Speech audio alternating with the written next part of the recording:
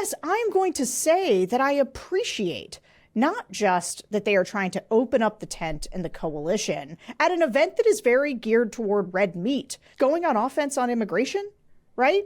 Gonna sign the Langford bill. Signing the Langford bill. And so they lethal. are lethal. We want to have the most lethal. My favorite thing about the lethal thing was I didn't even notice it.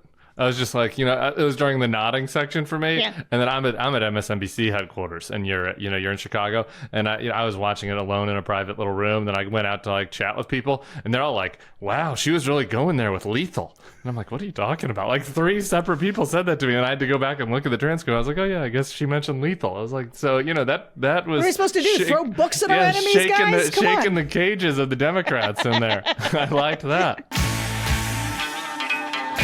Hello, everyone. This is JVL here with my best friends, again, for the first time in months, Sarah Longwell and Tim Miller of the Bulwark. Before we get started, these two, and then other awesome people like Adam Kinzinger are coming to Dallas for a live show on September 5th. That's like next week. It's unbelievable. There are literally like a dozen tickets left. I think there are 15 or 20 tickets left, even though it's a giant theater. If you are in the Dallas Metroplex, go and get them right now. Go to thebulwark.com/events. Get your tickets. It's going to be a fantastic show. I am going to be very excited. Somebody will probably put me on FaceTime so I can just, watch it all live from the audience with you, the people. Thebulwark.com/events, Dallas, next Thursday, September 5. Go get that done. All right, friends, best friends. It hasn't been months since we've been together. It feels like it. I've just been grinding over here while you guys have been on vacation. To JVL's tanned. He's been at the beach. Sarah's been in Alaska, so you're not tanned, but I'm sure you hiked or did lumberjacking or whatever lesbians do in Alaska. But it's fine, no big deal. Nothing's been happening. So let's just start with the state of play. Where are we now versus where we were the last time the three of us were together? Tim, would you like to go first and set the table? Sure. Though I'm interested to hear some focus group chatter. But in a weird way, I don't know that the state of play of the actual campaign is that different from when we were together 2-3 weeks ago. A lot's happened. We had the convention since we were last together, so we should all talk about that. Kamala pandered to us, which I loved. Please, I love being pandered to. Being pandered to is amazing. No, I've heard from conservatives that it's bad that she's pandered.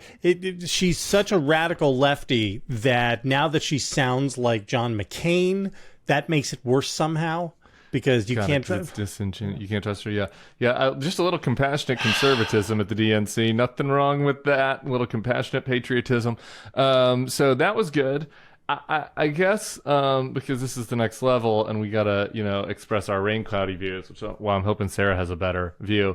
I'm a little bit nervous about the numbers. I feel like there's a little bit of a disconnect between the vibes and the data. And the vibes are great.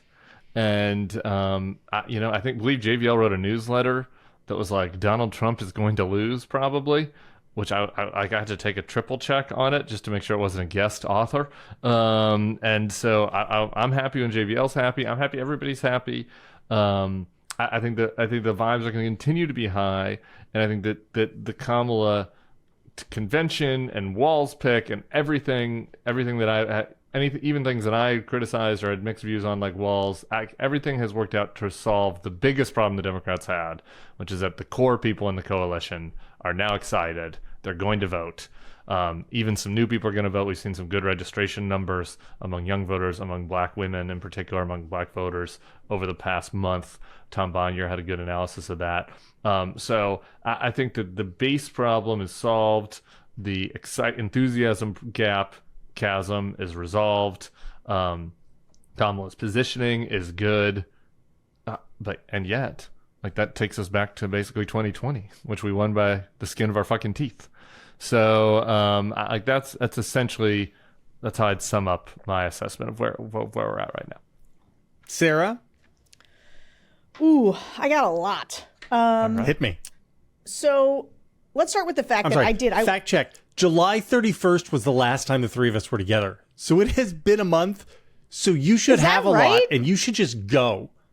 I want like 15 minutes of Sarah Longwell filibuster. I've missed you. This is why I've been having to do those CBD gummies that people sent us. Like, you know, I can't. I need this therapy session once a week. Me too. I've missed you guys. Let me just drop a few things. Number one, I went from Alaska almost directly to the DNC, which I was not intending on doing. But David Axelrod wanted me to do this thing through the Institute of Politics with the Cook Political Report. And so me and John Anzalone, who is Biden's pollster, who's also the guest on this week's Focus Group podcast, did kind of a thing with the media. A Bulwark reader, apparently. I saw him tweeting a Bulwark article this week. Yeah, you know, you'd be surprised. We got a lot of people out there who like our stuff. And so being at the DNC was a real trip. Last convention I'd been to was Tampa, Mitt Romney's convention. And this was different than that. We built that. We built that. Man, good times. Good times. And, you know, I haven't talked to you guys about this. I did a little bit of post game on Kara Swish's podcast, but where one of the things that I talked about, and I think it's worth just mentioning here, Tim said, you know, there's a lot in there for us in terms of what Kamala said, but I just want to talk about how that whole convention was for us. Like, the whole convention featured, they didn't just give Adam Kinzinger some 4:00 slot on a Wednesday. Dude was like 2 people in front of Kamala in prime time on the last night, giving a barn burner about the moral imperatives around stopping Donald Trump. And he was excellent. Even the guy after him was kind of for us, Roy Cooper. Roy Cooper. But they also had a lot of people who, with Kyle Sweetster, who was an RVAC guy. They had, you know, some of our people were actually on stage. You know, Olivia was there. There was a whole like sort of Republicans for Harris contingent. Jeff Duncan, Jeff Duncan. So there was a lot of us in the program. It wasn't just like, okay, we're gonna have what's his name? John Kasich, right? Standing in the middle of a cornfield at a crossroads with like a drone shot, right? It wasn't any of that. It was like a bunch of our people. Now, to be fair, that was a COVID, you know, virtual convention, which sucks. I can't even general. think about it. I know. We're not going back. And so for me, and then on top of it, the chance of USA, them holding up I'm on the floor of the convention and everybody's got USA signs. When Walt spoke, they called him Coach Walls. Like, I had never been on the floor, so I'd never seen the way that people like run around really fast with signs to like create the new vibe. Yeah. But like the messaging from this convention, except for the low point was Bill Clinton. Because why isn't he canceled? And like, why is he talking for 1 million years? I didn't have a seat, so I was standing and I was like, oh my God, somebody get the cane and get him out of here. Somebody told me something really funny. Somebody texted me to be like, my kid just asked me if Bill Clinton is Hillary Clinton's dad. Dagger. Yeah, brutal. But for the most part, right, her speech and the people that they had there, the chance of USA, the way that they sort of went out of their way to not let Republicans own patriotism, I felt very comfortable rhetorically a lot of the time at this convention. And you know, I'll get to, as we go, the disagreements I've had with the Dispatch and some of the others.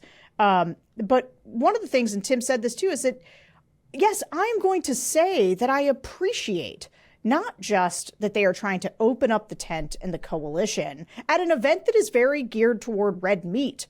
They are opening up the coalition, but also, like, in her speech, going on offense on immigration, right?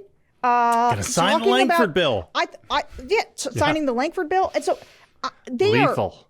Lethal. We want to have the most lethal. My favorite thing about the lethal thing was I didn't even notice it I was just like, it was during the nodding section for me. Yeah. And then I'm at MSNBC headquarters, and you're in Chicago, and I was watching it alone in a private little room. Then I went out to like chat with people, and they're all like, "Wow, she was really going there with lethal." And I'm like, "What are you talking about?" Like 3 separate people said that to me, and I had to go back and look at the transcript. I was like, "Oh yeah, I guess she mentioned lethal." I was like, "So that was." What are we supposed to do? Throw books at our enemies, guys? Shaking the cages of the Democrats in there. I liked that.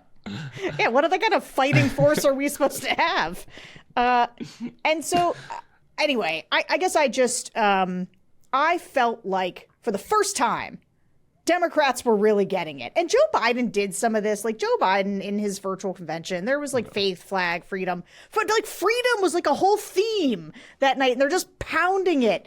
And I really felt like they understood the assignment in a big way.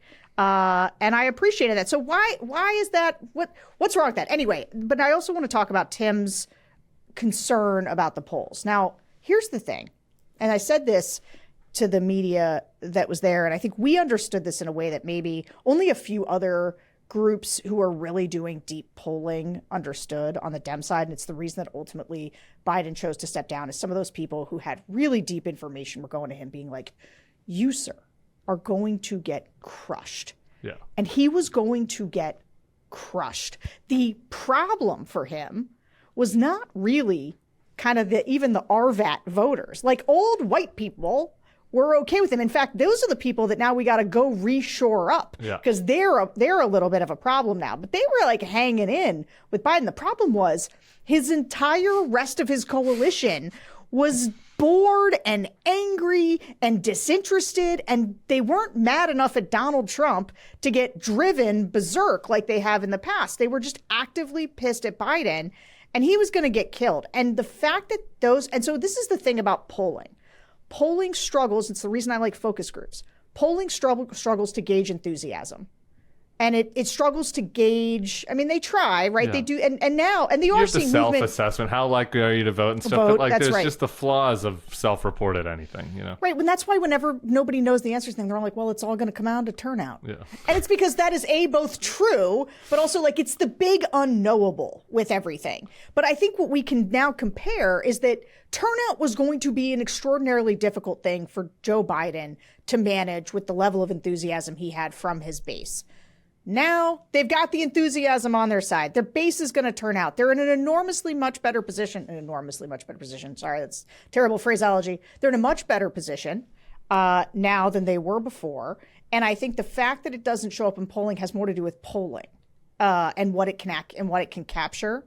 Right. Like I think it's capturing the movements across some demographics. I don't know that it's being able to capture how big a difference in turnout you might see as a result of enthusiasm and the base sort of showing up, which meant that they got the base and they understood the assignment to go find the persuadables, right, and to give them something. Now, she has moved the polling in her favor, and I still don't think we're seeing, the convention.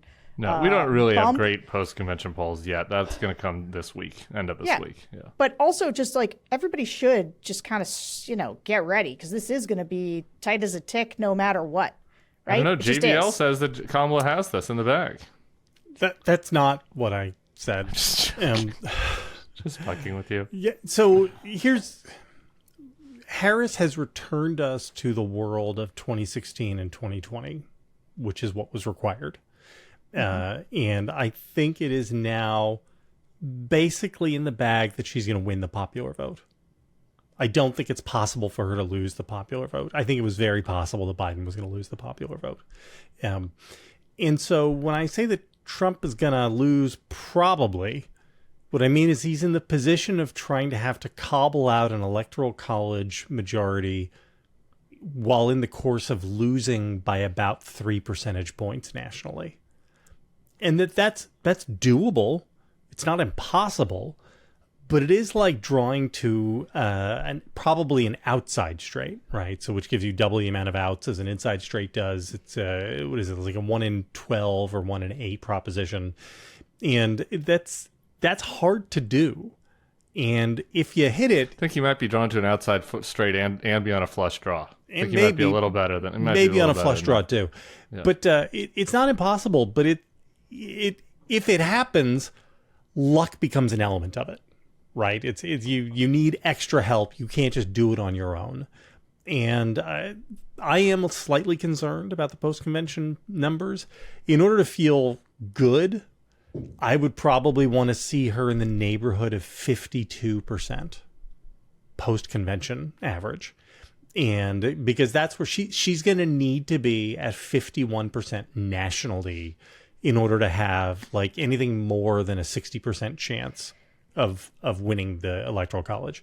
Can I poke at this one just real quick? ahead. Because this is a favorite of yours that I've decided I don't like, and the reason is this. Oh, another one.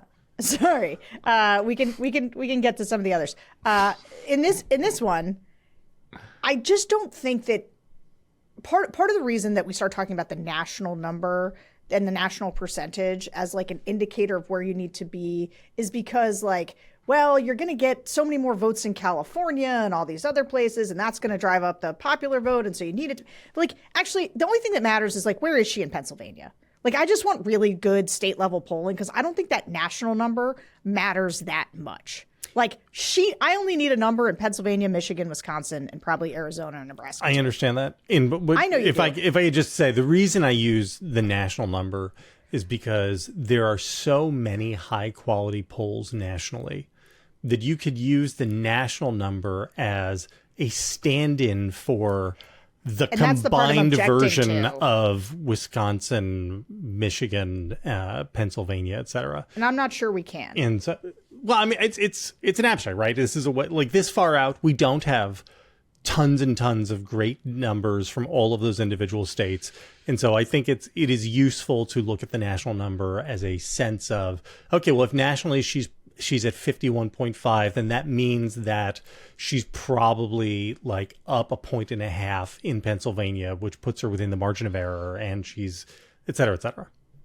So, The Pennsylvania thing is worth talking about. It's not really, we could have a separate podcast with Nate Silver and Nate Cohn where everybody breaks down how much you can abstract from the national number to the tipping point state. Yeah. I don't know that that's really the strength of this podcast. Nate has Harris up 2 right now in Pennsylvania in his average. Nate Silver. The Pennsylvania thing worries me though, because when you go back to the one negative in your whole positive spiel there, Sarah, it was the older whites. Yes. And if you look at Trump's numbers, Trump's ad numbers, Trump's doing so much stupid shit. We've been making fun of him for like the lack of ground game, making fun of him for the stupid NFT thing. Like he has no message. Like he's doing so much stupid shit. But their ad team knows what they're doing. Like they have disproportionate amount of their ads are in Georgia and Pennsylvania. Yeah. And like that's it, right? And I guess now North Carolina coming back into the mix, you could conceivably imagine a world where he wins Georgia and Pennsylvania, but then loses North Carolina, Arizona, and that gets the math back. But that's an outside chance. Like really, all he needs to do is win Georgia and Pennsylvania, and Georgia's her weakest swing state. I forget. I'm sorry for not crediting this person, but a friend texted me. It was like they were watching the Phillies game in Pennsylvania yesterday. And it's like 90% Trump ads, right? Like Yeah. like Trump, like they know their assignment too. And so like that is the thing that does worry me. That like the weakest demo is a problem in both of those states, really. And obviously, black voters are very important in Georgia, but there's a ton of old whites in Georgia. It's a big state outside of Atlanta. You can go to Rome, and there's a lot happening outside of Atlanta in that state. You need very high black turnout, right? Yeah. You need Obama 2008 level black turnout. Yeah. And then you need Biden 2020 levels in the suburbs. Right. Yeah. Right. That's what she needs in Georgia. But here, let me just say something else, though. She is not just overperforming now. Like, it's not just black women and Hispanics that have bounced back that are causing her lift in the polls over where Biden was. She's also doing better with white people. Yeah. I think there's a difference. There's old white people in these, but she's crushing with white women. And I think that we are going to have it's going to be obviously the largest gender gap we've ever seen, very likely this election.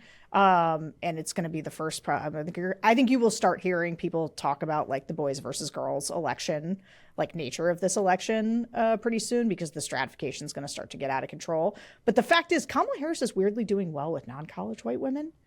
Not weirdly. I mean, some of it's the abortion issue. I think that that's a huge demo right now that people aren't and there's talking room about. to grow. Yeah. There's room to grow. And I'll tell you, if you want a little focus group title, let me tell you the most optimistic thing I've seen. Anzalone and I are going to talk about this group, and my team doesn't like it when I give out too much from the focus group. Whatever, pod team. On this pod. We've only been together in a month. All right, let us have some of the goodies. So we kind of have two kinds of persuadables that we really talk to. There's the Trump to Biden voters, so people who voted for Trump in 2016 that went to Biden in 2020, which is the part of the coalition you really have to hold in place. With Biden, we saw a lot of backsliding.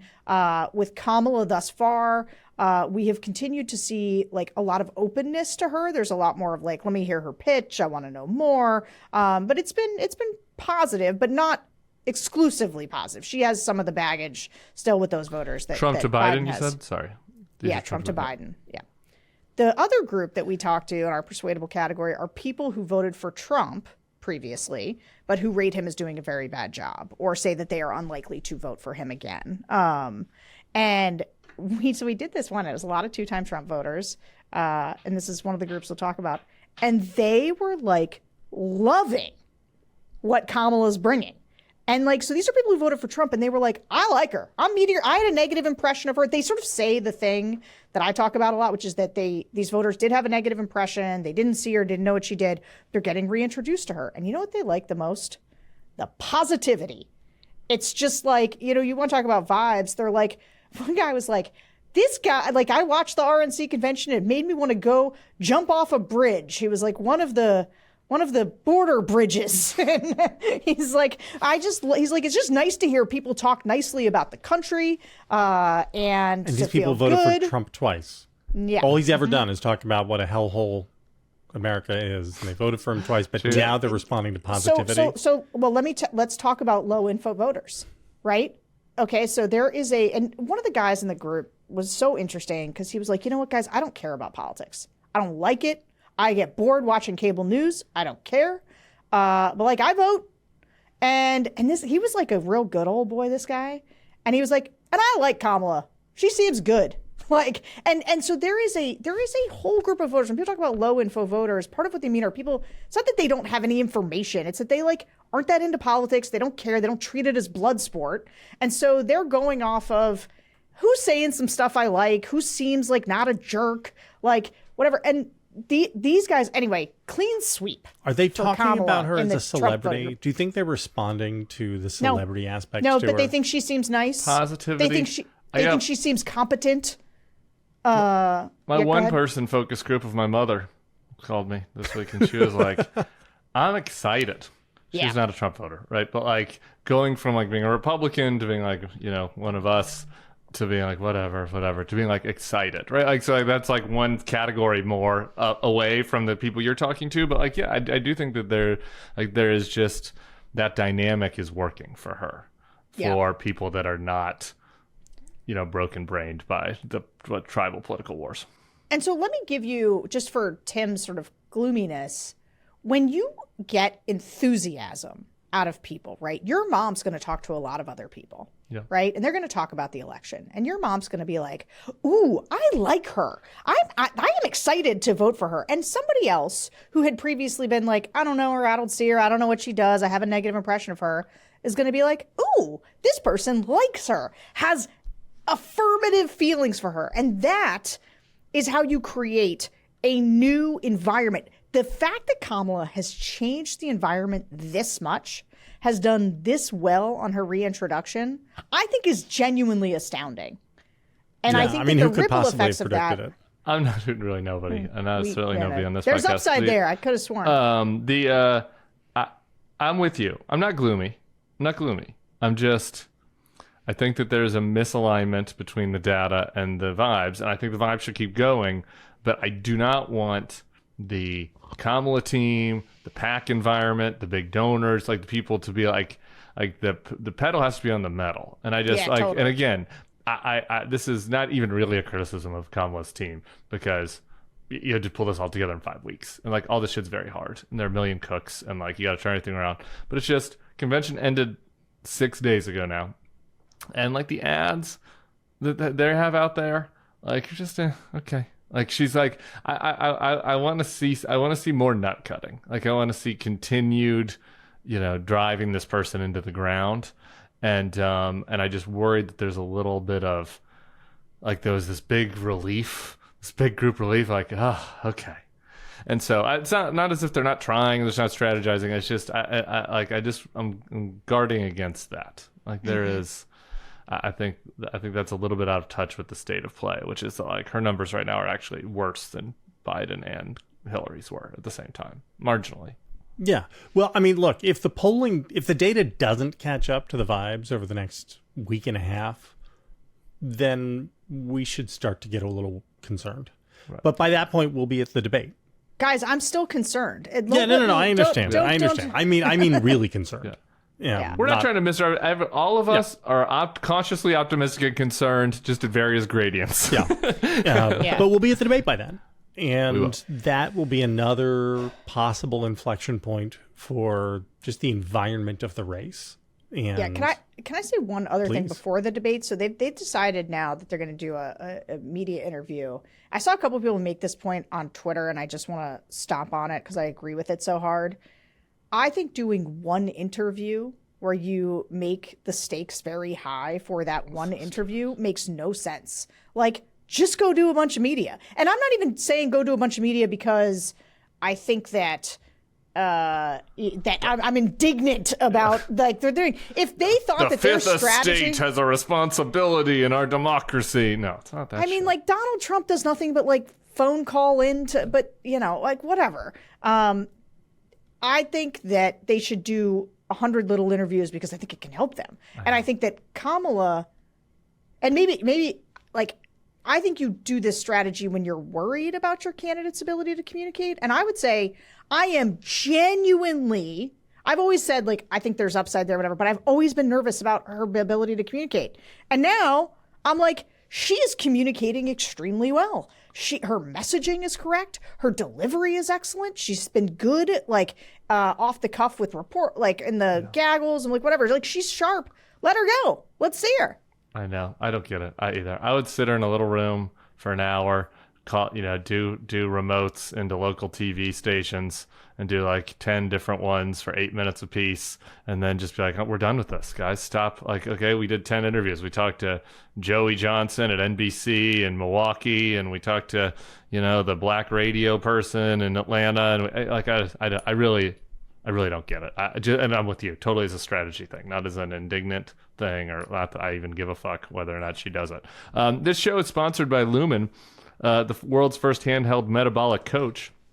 Lumen is a device that measures your metabolism through your breath, and on the app it lets you know if you're burning fat or carbs and gives you tailored guidance to improve your nutrition, workouts, sleep, and even stress management. Here's how it works. All you have to do is breathe into your Lumen first thing in the morning. You'll know what's going on with your metabolism, whether you're burning mostly fats or carbs. Then Lumen gives you a personalized nutrition plan for that day based on your measurements. You can also breathe into it before and after workouts and meals, so you'll know exactly what's going on in your body in real time. And Lumen will give you tips to keep you on top of your health game. In case you're not aware, because I wasn't when I was first sent the device, metabolism is your body's engine. It's at the center of everything your body does. Optimal metabolic health translate to a bunch of benefits, including easier weight management, improved energy levels, better fitness results, better sleep. I have to say, Tyler's more the fitness man in our house. I'm yogging, you know me, and I'm yogging, but I am interested in the metabolic health because, you want to stay skinny. JVL, you know a little something about that. You seem like your metabolic health is doing a little better these days. It's going amazing. I'm not going to lie. Everything's great for me right now. Wow. Look at that. We can keep our energy levels up pretty easily with the info your Lumen provides. It's not just about metabolism. It's not just about that. It's like, why am I so tired right now? Oh, wait, is it because I was on MSNBC at 2 a.m. and at 6 a.m. and all I ate was Ruffles? Yeah, maybe that's it. So if you want to take the next step in improving your health, go to lumen.me/thenextlevel to get 15% off your Lumen. That is lumen.me/thenextlevel for 15% off your purchase. Thank you, Lumen, for sponsoring this episode. So another thing that happened is that RFK Jr. pulled out of the race. I would say this. I was slightly happy about this because I had there's a friend of the show who will be listening to this, who I'm going to keep blinded, because this is an ongoing conversation he and I had, where he said he thought that the RFK campaign was really potentially dangerous for Biden because it was so coded to left-wing progressivism. He said, you watch an RFK event and, if you're a low information voter, you just think RFK, you think vaccines, but they're doing Native American drumming and lots of talk about the environment. He's like, it's very coded for progressive hippie left. And I said to my buddy, I was like, dude, no, the only thing this is about is vaccines, and all of his appeal is to Trump voters. And now we see that is in fact the case. So he's out, he's on Team Trump.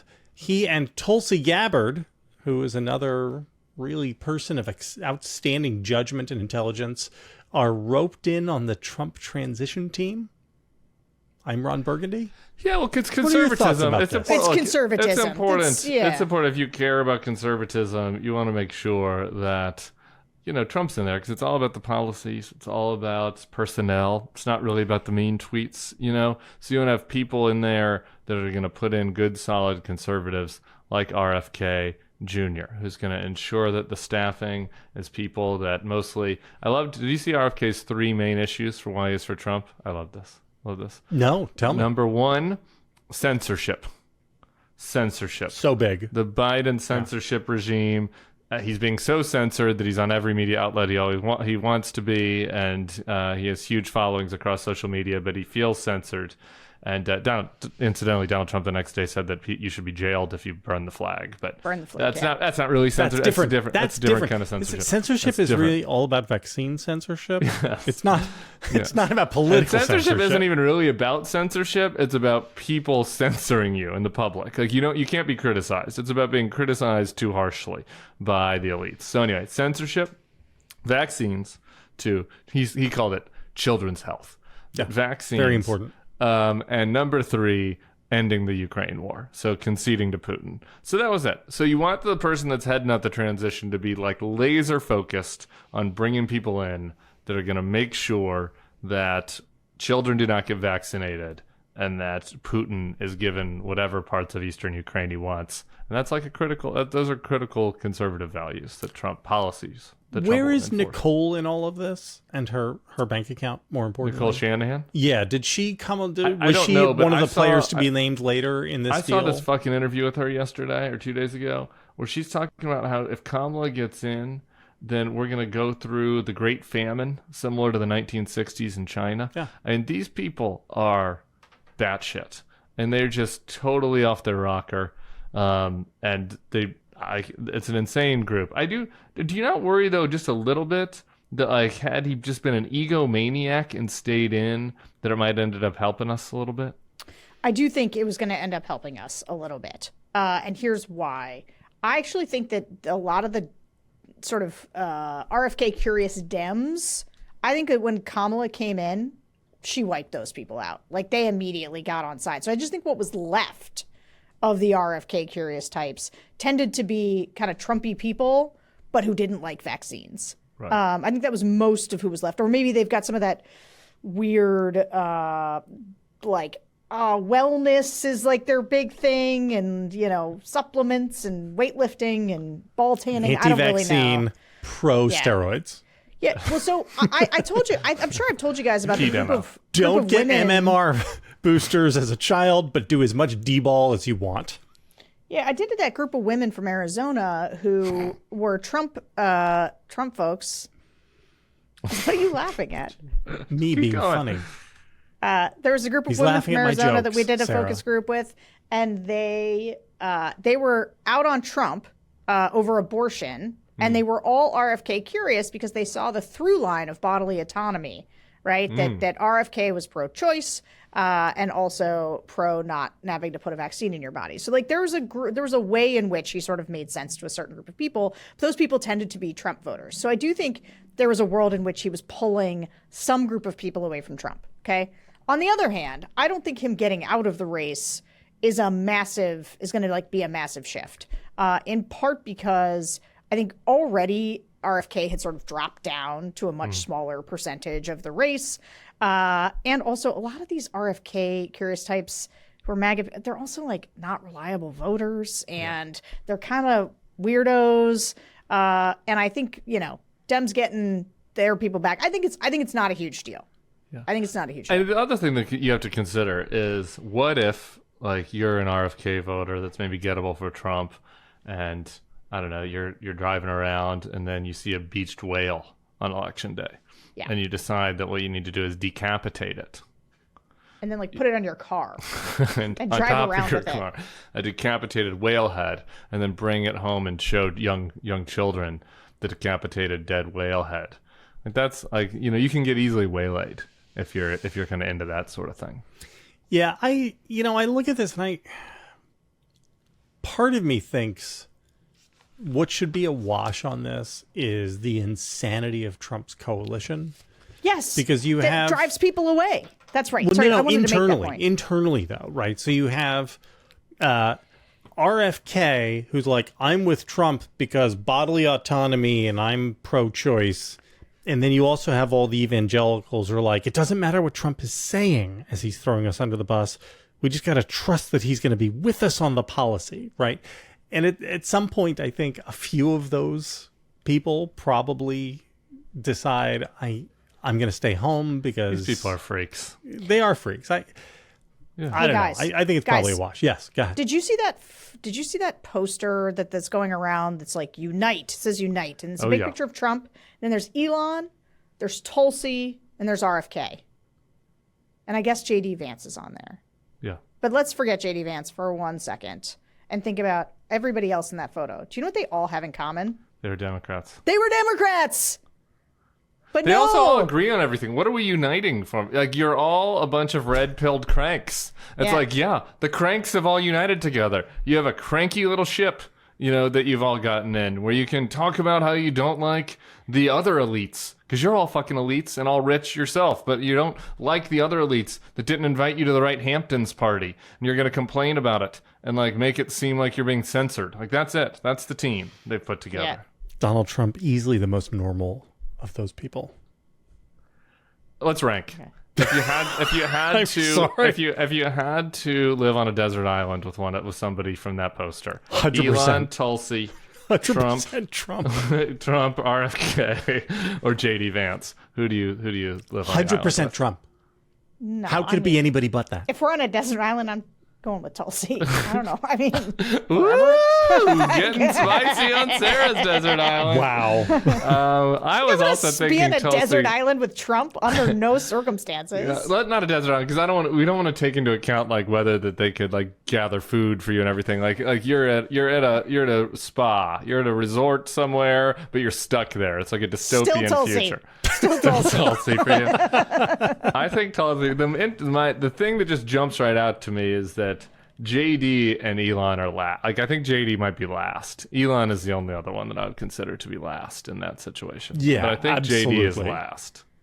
Absolutely. Really, I don't know. two For at least me. Elon, I would be like, I have many questions. That's true. That's why JD's last for me, I think. Because I just don't care what JD Vance says about anything. I certainly don't care what Donald Trump says about anything. Whatever makes sense. Okay. It's another good joke of mine, just throwing it away there. Because the best jokes, you just sort of throw them away. That makes them funny. Wait, what was your best joke? We all missed it. From the donut shop, I said, whatever makes sense. I can't watch the donut shop video. I can't watch it. I've turned it off. I've turned it on. I've turned it on 3 or 4 times. I find JD so unappealing in every possible way. I hate his voice. Like, I can't. I suffer through all these podcasts for you people, these MAGA podcasts. I watch Trump rallies. I struggle. Like, JD rallies are the hardest ones because he's uncomfortable in his own skin. It makes me uncomfortable because he's so uncomfortable in his own skin, and it gives me the willies. He hates himself, and it's hard to watch. Yes. No, I don't think he hates himself. Not nearly enough, anyway. This show is also sponsored by Green Chef. Green Chef is the #1 meal kit for clean eating, delivering pre-portioned and prepped quality whole foods with limited processed ingredients. Don't let the back-to-school season set back your nutrition, because your children are making demands of you. Green Chef is making it easy to stick to your healthy eating habits with a new, more flexible menu featuring over 35 customizable recipe options every week. New options include doubling your portion of protein or veggies, or swapping to a plant-based protein like organic tofu or tempeh. And are you dairy-free or gluten-free or vegetarian or vegan? Green Chef has got you covered there too. All told, Green Chef has over 80 weekly menu and market options to satisfy every taste bud, and you can take your clean routine further with 2 times the support. Green Chef's healthiest menu ever, and access to thousands of top-rated gyms and fitness studios worldwide called ClassPass. For a limited time, new Green Chef subscribers will also receive 50 free credits to use at ClassPass. That's about a month's worth of membership. Ooh, and I like ClassPass. I didn't know about this. I might. Did the host get this, or did you just get it? Why didn't I get a ClassPass? I'm sure you're going to get it too. And did you know the Green Chef is owned by another one of our sponsors, HelloFresh? I did know that because HelloFresh is great. So you can switch between the two and have a wider array of meal plans to choose from. So we love Green Chef in our family. We like HelloFresh too. Honestly, we have 2 criteria. Can you make enough food for 6 people? Actually, 3 criteria. Can you make enough food for 6 people? Bam. Yes. Is it easy to make because it's all prepped for you? Bam. Yes. And will the kids eat it happily? Bam. Yes. And that's why we are big Green Chef fans in my house. Go to greenchef.com/nextlevelclass for 50% off your first box plus 50 free credits with ClassPass. That's code nextlevelclass at greenchef.com/nextlevelclass to get 50% off your first box plus 50 free ClassPass credits. Go hit up Green Chef on that ClassPass today. All right, so Trump NFTs or HR McMaster? Or Sarah's rant. We all get a rant for the 3rd segment, and my rant is HR McMaster. I want to go first. Go. Because I have. It's just been building. It's been bubbling. And I didn't have good guests on the Daily Pod for this particular topic the last 2 days. And so I've just been holding it for you guys. Okay. He was on Morning Joe yesterday morning, Tuesday morning. Did either of you watch? I'm sorry. It is torture. It is 14 minutes of torture. Nothing. Jonathan Lemire does a wonderful job. Richard Haas is also there. I'm not really sure why. But HR... Council on Foreign Relations. Yeah. He's got like he's kind of like got a evil beard kind of thing going on. He's Haas not evil. now? Yeah, but it's like kind of weird. It's like one of these like patchy gray beard. And you just got to go watch it. I don't know. His look is he always had a clean look. His look has changed. So he goes on and he won't answer. Like he won't answer the obvious question, which is like who should people support? Trump or Kamala? He can't choose. He can't choose. HR can't choose. How could you possibly? He doesn't want to be able to choose for the people or chocolate brickle. This is up to the people to make choice for themselves. Who's he going to vote for? Won't say. It's a secret. I'm not here as a voting for Kamala. Yeah, I'm not here as a washed-up general to tell you how to vote. You gave this up. Like you gave this line up when you became a political advisor to Donald Trump. All right. If you wanted to just be a general, you could have tried to go to become the general of whatever branch you wanted to. You know, I would get it if the head of the army, head of the Navy during Trump said, I don't want to stay involved. You know, whatever. HR McMaster was in the Oval Office giving political advice to Donald Trump for a year, and he's out here writing a book about politics. So sorry, you can't fucking say that I'm a general and I'm above politics once you've decided to enter politics. That doesn't work. Fuck you. No. I should also mention that we've invited HR McMaster onto the Bulwark podcast, and he's declined. I wonder why. Can't imagine he why. won't say. He won't say who he's voting for. Can't possibly pick. So it was after the Atlantic piece which me and Bill did talk a little bit about on Monday, where he's discussing the traits of Epictetus and Seneca and how Trump has some of their qualities but not others. He goes on when Lemire is pushing him on the Putin thing. Aren't you a little concerned about that? You know, his Putin feel. You mentioned it in the book. And HR says that he sees Trump's handling of Putin as a continuity with the same mistakes that Bush and Obama made on Putin. He's like, I see the same, it's a very similar kind of a straight line where both of these other presidents, you know, misjudged Putin initially, and gave him the benefit of the doubt and thought we could work with him, didn't realize that he was a foe. HR does not express why Trump still feels that way 9 years in, and why Putin's actively trying to help him win the election, and why Trump wants Putin to be able to take over Ukraine. The continuity there gets...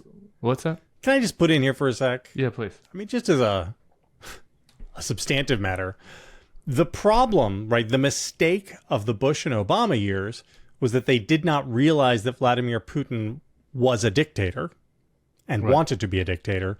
The mistake of the Trump years is that he understands that Putin is a dictator and likes him because of it. So not really a continuity, really two totally opposite mistakes. Discontinuity, you would say. Really two opposite mistakes, right, Governor? Yeah? You would think so. He goes on, Trump is a disruptor.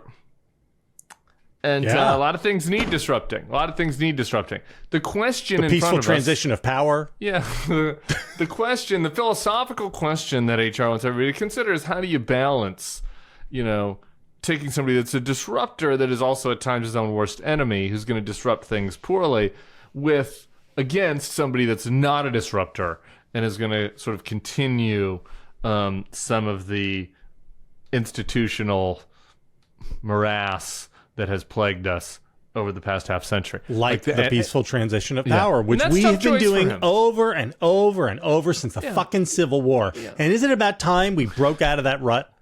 Yeah, why not? Why not break out of that rut? And insulting our allies, just shitting on them. That's just a new thing. We're just trying that out. Making fun of Angela Merkel, sexist joke. We're just trying out a little new thing here.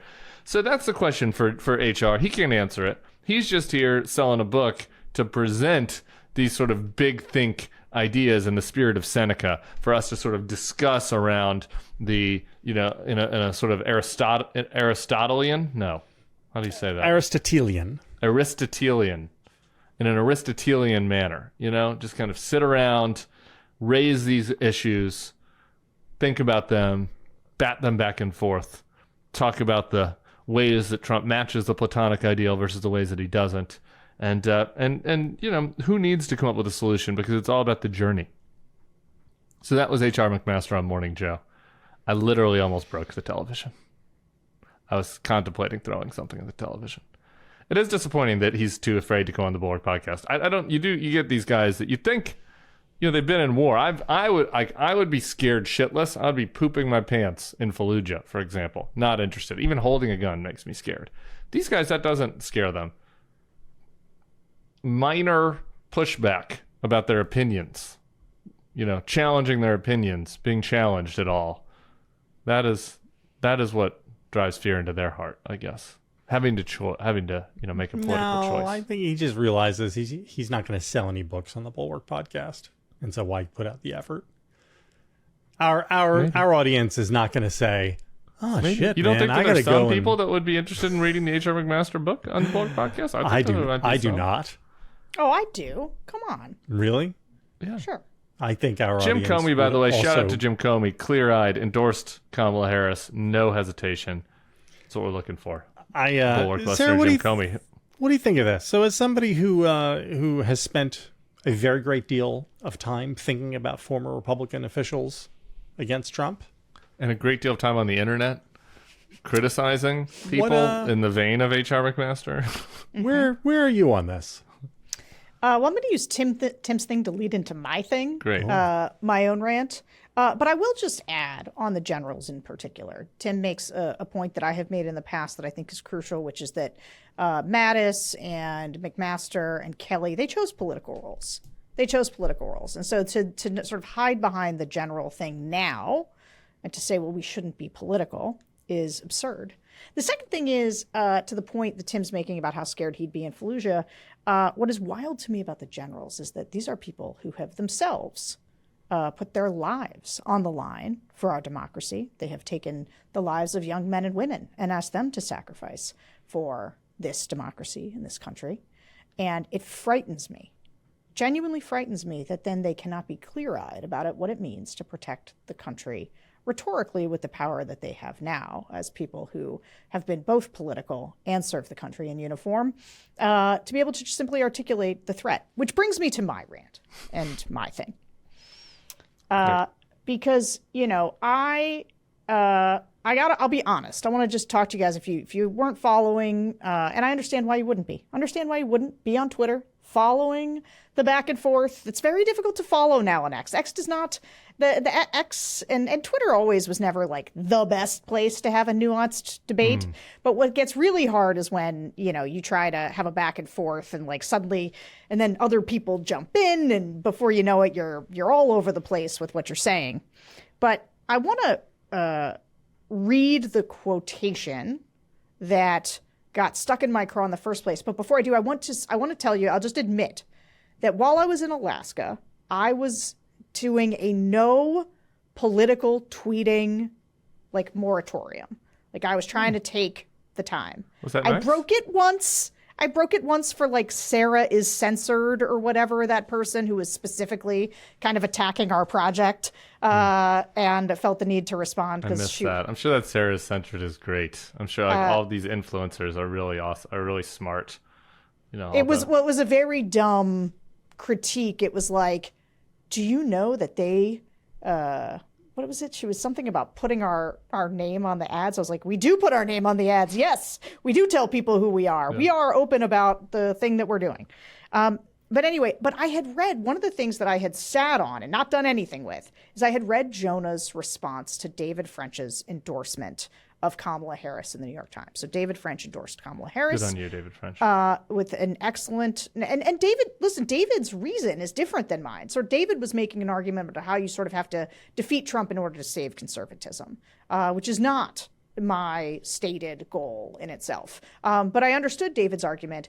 And Jonah, who I read always, had written a response. That's quite the contrast with the triad. Okay. First of all, all right, you're right. Sorry, JVL, just watch your face. I'm sorry with your face. I do not always read Jonah. You walked right into that one. I did. I'm sorry. I read it. I read it sometimes. You're trying to be generous. It sometimes. I was. But if I have time, I read it. And I was in Alaska and I was sitting around, I was drinking my coffee, and I read Jonah's response. And at one point in this debate, I referred to Jonah's response as soul crushing. And I think Jonah took that to mean that I hold him in such regard that the idea that he had said that he was not, that he disappointed me and crushed my soul. It is actually, the soul crushing part was the tedium, the amount of words I had to wade through, and the tediousness of the argument, and the sort of absurd, illogical way that then what I thought was ultimately ridiculous conclusion was arrived at. That was soul crushing. Like it just sort of sucked my will to live, having to wade through it all. But I'm just saying that I was primed for the moment when Steve Hayes tweeted, "Grim moment in our politics. Some conservatives embracing a nutty conspiracy theorist like RFK Jr., and others fluffing a statist progressive." I think he means like. There's a typo here. It says Keel. I looked up Keel to figure out if it was a reference to something. I believe it's just a typo. So I think he means a statist progressive like Kamala Harris. What a mess the modern conservative movement is.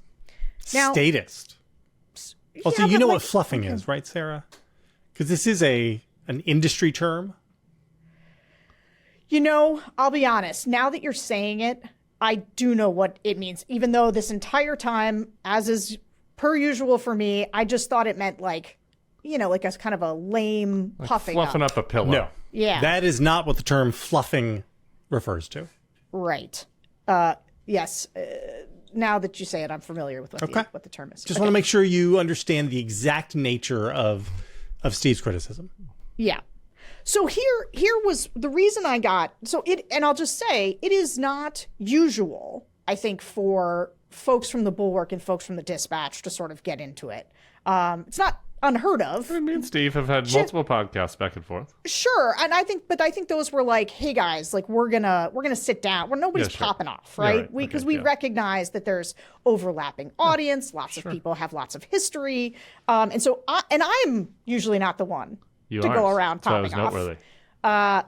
However, I was livid. I really was. I was at this notion that the problem with conservatism has been boiled down to, by Steve, that, and frankly, look, some of the MAGA types are now big RFK stands.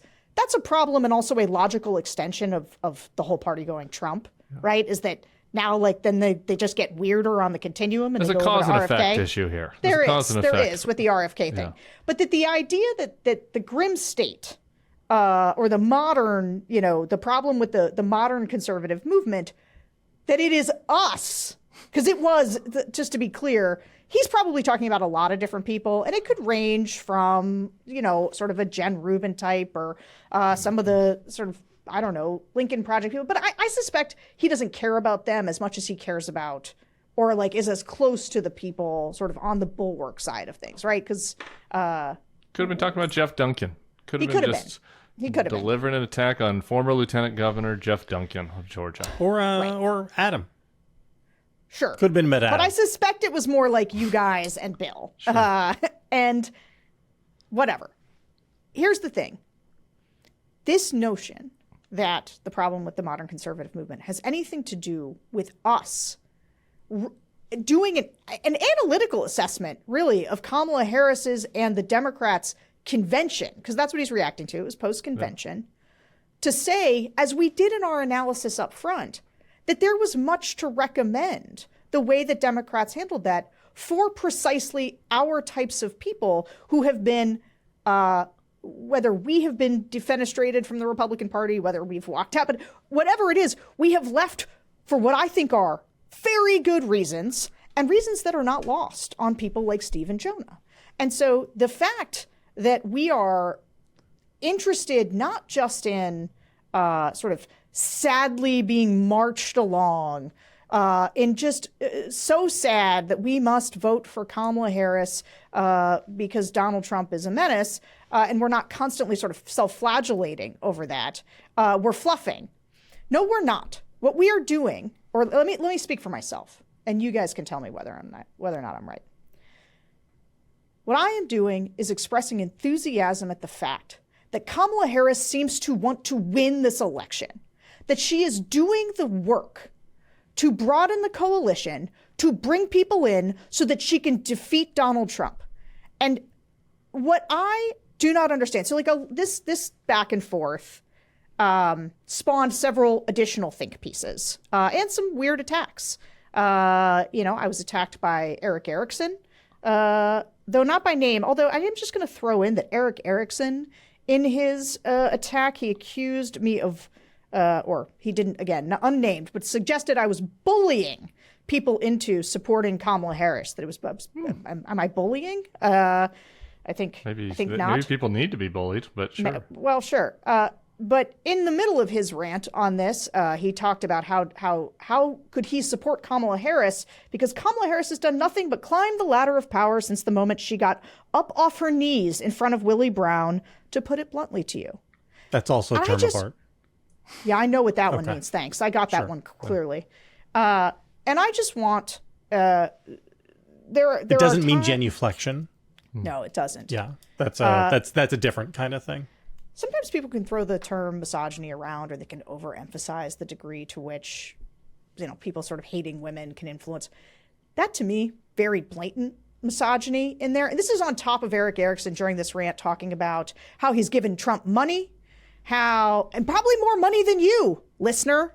And he is excoriating another gross term, the leg humpers in the Trump cult, all while expressing the fact that he will in fact vote for Trump, that he has donated money to Trump, and that Kamala Harris is a whore. And I think that Eric Erickson, because he doesn't tweet this kind of stuff, he just says it on his radio show.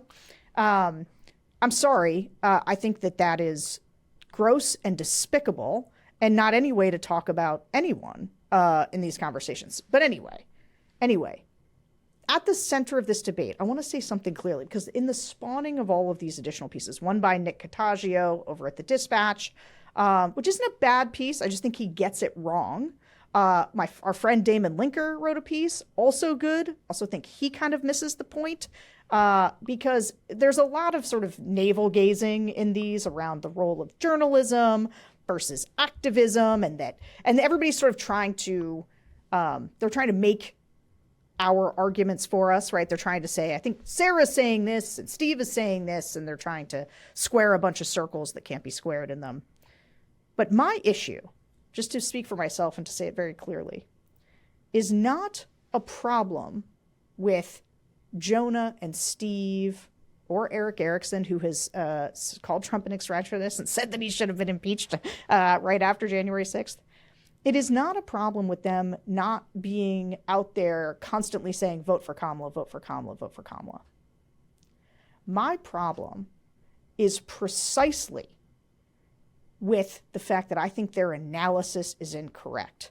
So Nick Cottagio, who I think listens to this podcast, who seems to think that I'm arguing for them to be activists, is not true. I'm fine. Be journalists. Now, I think it's silly because you guys, the guys over at the Dispatch, just like us, do political analysis all the time and also talk about solutions and those types of things in our roles. The problem is one of analysis. Okay? People who do good analysis are able to do threat assessments. They're able to understand stakes clearly. They are able to look at a situation and understand the gravity of one versus another, right? They can sort of quantify the seriousness of one versus the other. Like, that's all analysis. It's the job of people who do political analysis. And I think the problem for a lot of the folks on the right who want to do like true conservatism is that they've built up muscles over the years. And that muscle is Dems are bad, Dems are bad, Dems are bad, Dems are bad, Dems are bad. Okay? And so that muscle just like twitches on them all the time, and they need to do that. And it causes their analysis to be warped, where they are unable to see that the threat assessment, right, to do the threat assessment accurately of Donald Trump every day does something that is uniquely disqualifying. Almost every day. The other day it was the bullying of the people at the Arlington Cemetery. Right? Every day there is something uniquely disqualifying that if you lived in a different political reality, a normal one, you would say was disqualifying for Kamala or any normal Democrat or any normal Republican, right? But Donald Trump plays by entirely different rules for these people. And so they can't. So I tried to ask Steve a straightforward question. Who is more dangerous for our allies? Who is more dangerous for America if they have 4 more years in office? Is it Trump or is it Kamala? Which is more dangerous? He doesn't answer that question. You know why? Because Steve knows the answer to it. And the answer is Donald Trump is obviously more dangerous. This is the point about HR McMaster. HR McMaster, if you ask him that question, he knows the answer. It's not close. When you do, and this is where the angriest I get, the more clear somebody sees Trump, the more clearly I know they understand Trump, and the less willing they are to engage in the analysis that Trump is like mountains, legions, universes more unfit than a standard issue. We sort of are still like, well, I don't know how much she stands for. Is she more progressive? Is she moving to the center, whatever? So fine, maybe we don't know that. Doesn't matter. The level of dangers they're not even in the same planet. Not in the same solar system. And so if you can't do that analysis clearly, then you are bad at analysis. You are bad at doing the threat assessment. You are bad at doing the job you say you do as a political analyst. Because a good political analyst, I'm not asking anybody to go be an activist. I'm asking people to do their jobs as an analyst and do the threat assessment correctly. And tell people which is more dangerous? Because if you see the danger clearly, and then you're unwilling to tell your audience about how clear that danger is and what you do as a result of it, which is hold your nose and vote for a Democrat. You don't want to fluff, fine. But at the very, very minimum, to spend your time attacking us, who see the threat clearly and want something done about it, that, to me, is a poor use of time. I concur. I only have one disagreement, slight disagreement. Call me a fluffer if you want. call me a fluffing statist. But I don't think I'll ever be more excited to go in there and fill a bubble than I will be for Kamala Harris. I don't think I ever will be more excited, even for the people that I worked for, that paid me to work for them, because I've never got to vote against somebody that incited a attack on the Capitol and tried to become a dictator before. This will be my first time I get to do that. I'm very excited to do that. Not your last. Yeah, call me a fluffer, call me a pervert, whatever you want to call me. I don't know. I'm happy to do that. I don't think because your point is correct. It's a close call. They also misjudged the cause.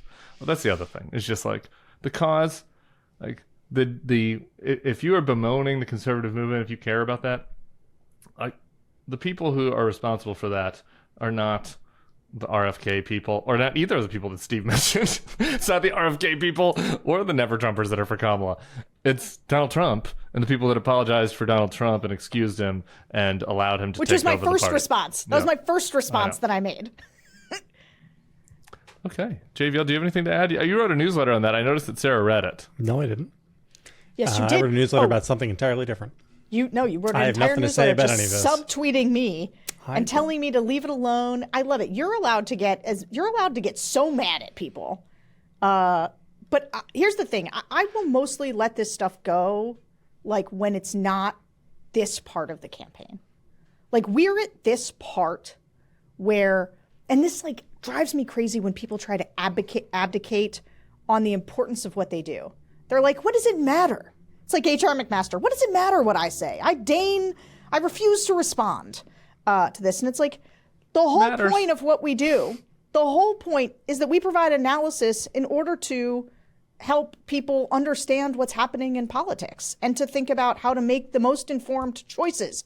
Are you doing that, HR McMaster? No. Are you doing that when you refuse to say how bad Trump is, to say he's an existential threat, and then to give no indication about what one ought to do in the face of such a threat? Is that good analysis? No, Seneca would not agree with you on that, Sarah. Seneca does not believe that they should choices. JVL, I feel like you're all getting off the hook. You did subtweet Sarah in your newsletter. No, you did attack. One co-host attacked another co-host in the newsletter, and you're just not going to acknowledge it. I don't think that's true.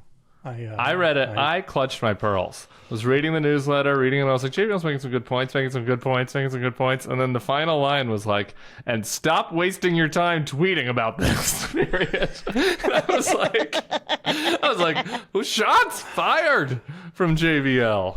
I put in the Slack in all caps. It was like a Trump truth. I was like, why is JVL subtweeting me in the newsletter? I have nothing to say about any of this. You're the worst, dude. JVL, what's your rant? It's not a rant. I was very hurt by Tim yesterday doing a YouTube show with Sam. Sarah's mad at JVL. JVL's mad at Tim. I'm not mad at anybody. I'm a lover, not a fighter. I'm the guy who has covered the Trump NFT beat, has written numerous pieces about it, and instead you and Sam, the new hotness, went on your show, and I was really pissed about it. And then I'm more not pissed. My show. We went on our YouTube, the Bulwark YouTube channel. Then I was even more pissed about it because it was the single best video we've ever published. It was so good. So good. It was really, really good. And so what I want to talk about is I want to have I think we should be transparent with listeners. We should have a real question about whether or not it is moral to use our resources to purchase 75 NFTs so that we can send Tim to the Trump Resort in Jupiter, Florida for a dinner with the Trump president, National Golf Club, so that he can go up to him and Tim could say with tears in his eyes, sir, and then have his own story. I just feel like that would be an amazing piece for us. So here's my and answer all we've got to do is buy 75 NFTs. I thought about this overnight. If we were sure that they weren't scamming, like if they weren't scamming, we're sure they are. The whole thing is a scam. If we're sure they're not scamming about the dinner. Like, if we were certain that everybody that bought the 75 digital NFTs could go to dinner with Trump, and we were certain that Trump was going to be at the dinner, and we were certain that, there wasn't, they weren't going to, block me because of Secret Service, or that it was like Trump comes in on a video from Mar-a-Lago or something. You know what I mean? Like that, if we were certain, I would say it is worth It is moral and worth the $7,500 to let me get back up in his grill, because I haven't smelled that stanky ass motherfucker since 2016. But I don't think it's. I think that because they're grifters, I think it's probably unwise. But we should take feedback on it. I would like to I hear people's apologize we didn't feedback. include you in the video. You should have. Sam invited me. I'm hurt. I'm hurt that you're hurt. I don't. I love The video you. might have been not as good if I was there. Frankly, it was so good. Thank you. But here's the thing. It isn't really us spending the $7,500 on it, because believe you me, we will be able to turn those things around and sell them at a profit on OpenSea and flip them, because in the universe of MAGA mouth breather marks, these things are, Money buffaloes. Machine goes brrr. Right. 75 Trump buffaloes. I think we could really make some cash on that. We would not lose money on this. Is what I'm saying. As a business Let's think about it. decision, we would not people lose should comment money. in the comments. The problem is that Trump would also against. profit, right? We would be participating in helping transfer wealth from mouth-breathing MAGA marks to Donald Trump, because the way these things are set up, every time one of the Trump NFTs changes hands, he gets a taste. He gets a VIG. So there is VIG, and that is the thing for these things, that so they make $100 on each one when they sell them, but then they make a percentage on each secondary market sale in perpetuity. And so while we could, artists. but maybe we could take our profit and then give Donate that it to profit Kamala? if we had to fluff For somebody, poor kids. Yeah. I don't know. Let's pray on it. All right, Sarah. What? Great show. Do you have strong I got thoughts more. on this? Sorry. Yeah, my rant's not over. Okay, I got let's go. more. Really? Let's go. It's not over? No, Good. How is that possible? I got another Don't thing. dissuade her. I want more. Go. Hit me. Okay. So one of the things I wanted to ask you guys I about, thought that was a gag. I'm sorry. You got to I thought start that was with I and thought that another was a- thing. I thought that was a good show, long show and gag. another thing. I have another thing I I'm want to getting say. hungry. Just sit there, okay? Suck on your lumen and just wait. I'm not getting hungry. Go ahead. I know you're Okay. not. So one of the weird things about this debate over like true conservatives, what do true conservatives do in this moment? Yeah. Is like, Does anybody notice how many? Is there a hard count on how many true conservatives there are in the world? you said it was in the, what'd you say? It was in the Low- 4 digits? Low digits? four figures. Okay. People who are writing in Edmund Burke. That's true. But there is, listen, I do believe, so Cottagio had this point about like, we're not arguing over, Trump, we're arguing over persuasion, which is like sort of I thought it was like sort of fair in the sense that I do think that people like Jonah and Steve, who, by the way, I do read and admire and have admired. Okay. For a long If we're time. going to do another thing, we don't need to also do Okay. But of course, this is actually the tipping point for people who don't like Trump, but who find themselves incapable of voting for a Democrat. That is a real group of people. That is a real group of persuadable voters.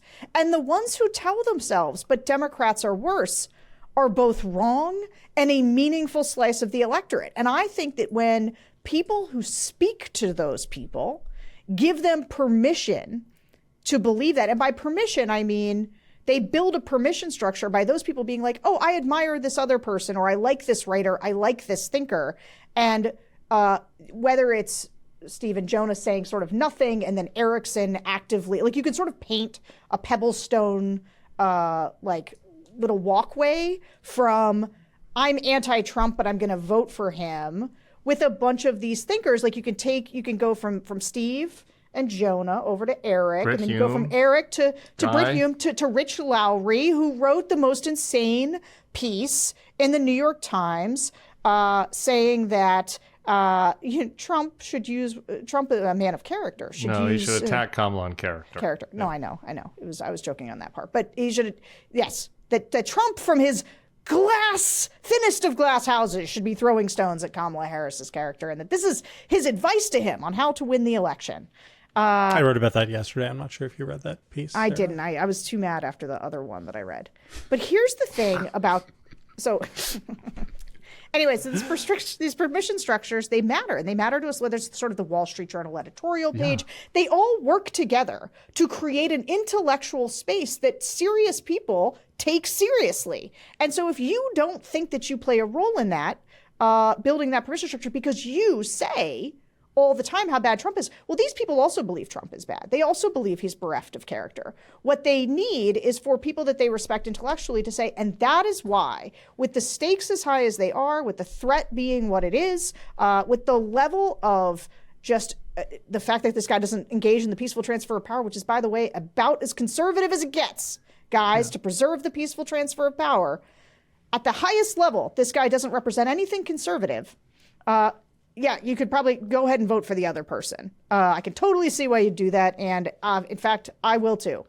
Anyway, but that's not even my point. My point is, with all these real conservatives who feel the need to vote for Trump because of conservatism, I want to ask, on what are they huffing that they think that Donald Trump and this MAGA movement still represents something conservative? So this is the other problem that I have is like, people want to fight with me over how conservative I am. And like, it's sort of stupid at this point for me. Like, I don't know, I'm probably more pro-choice than a super pro-lifer, but I'm probably more pro-life than a super progressive. Like, I'm probably more, I think we should have immigrants in than your average MAGA Republican, but I'm also probably more, hey, we need real borders than your average progressive. Like, I don't know. Well, I'm an independent now. I don't know who leans center-right. But I will tell you this, having come up in the conservative movement, the Republican Party right now represents so little that is fundamentally conservative. They want to abandon Ukraine, pull us out of NATO, dismantle the post-World War II order that conservatives have been desperately proud of for so long. They want to cozy up to dictators and abandon long-held allies. There is some of Kamala Harris's worst economic ideas are just copies of Donald Trump's very bad economic ideas. Yeah. And so, like, even on the policies, even on the policies stuff at this point, Donald Trump just told you, I don't even know what the hell he's talking about. He's like, we're going to be the best for women's reproductive rights. And everybody on the right, on the conservative side is like, well, I don't want to be good for reproductive rights. So are you abandoning? Like, tell me what the thing is that is so conservative about Donald Trump, what the policies are that represent, you guys are just, like, you're huffing the fumes of Reaganism's long gone ghost. Okay? Yeah. There is not enough in the balance sheet to make you say overwhelmingly, well, I have to ignore the moral implications. I have to ignore the civic and democratic obligations and threats because of this policy. And Eric Erickson, in his like stupid rant that he was doing, is just like, because I don't want to pay more taxes. I mean, I guess at least that's honest. Like, you don't want to. She's only going to raise tax on super rich people. I guess Eric might be super rich now. I don't know how he's doing at this radio show. But I have one more thing then, too, on the first part of that, on the voting thing that drives me insane. The thing that drove me the most sane about the people pushing back on you was Jonah's point about the deep thinking about voting and how voting is not a moral question. And it's just like, every time I hear that from a commentator, that is in this space, that's sitting it out, that's like, my vote, it doesn't matter. It's HR McMaster, it's Jonah. I'm like, if your name was HR Jones and you were an accountant in Topeka, then I would say great. If your name was like Jonah Smith and you like had a car dealership in Montana, fine. Like, your vote does not have a moral implication or a moral weight. I probably agree with that.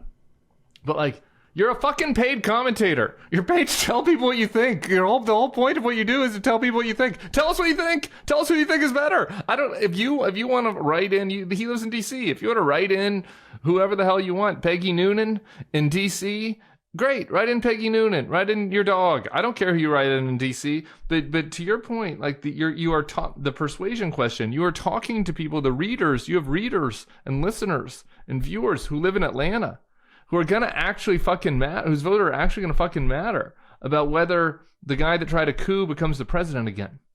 And so, like, giving your highest and best advice as a commentator is like part of the job about commentating. That's the deal. Like, you're not an investigative journalist that like just writes, whatever. Like, you're a commentator. You comment. A political commentator, it's sort of like the HR McMaster thing, where it's like, but you went into the administration. You're in and politics you now. engaged You're on in Morning politics. Joe. You're on and Morning so, Joe. If you write about politics and it is about how people should think about politics, and then you won't say honestly how one ought to think about politics in this, and it's a lot of it is like self-protective. It's like, well, my vote is not a window into my soul. And I'm like, fine. Okay, but it's not like meaningless either. And also like the job is to explain to people why, like how to weigh things, right? How to what weight do we give? You want to say that Kamala Harris has a bad economic policy around, price Housing? controls? Yeah, I've done that. Yeah, Agreed. Well, the $25K for housing is dumb, but the building new housing is good. Agreed. I like Concur. that. Why hasn't anybody been talking about that? It's actually I'm going to talk about it. I'm on Yimbys important... for Harris tonight. Yeah, everyone should join. If you've been on this podcast for an hour and a half, you should join me on the Yimbys for Harris Zoom this evening. Go to yimbysforharris.com. I'm going to be a guest speaker with Jared Polis and Wes Moore and other people who are less famous than them.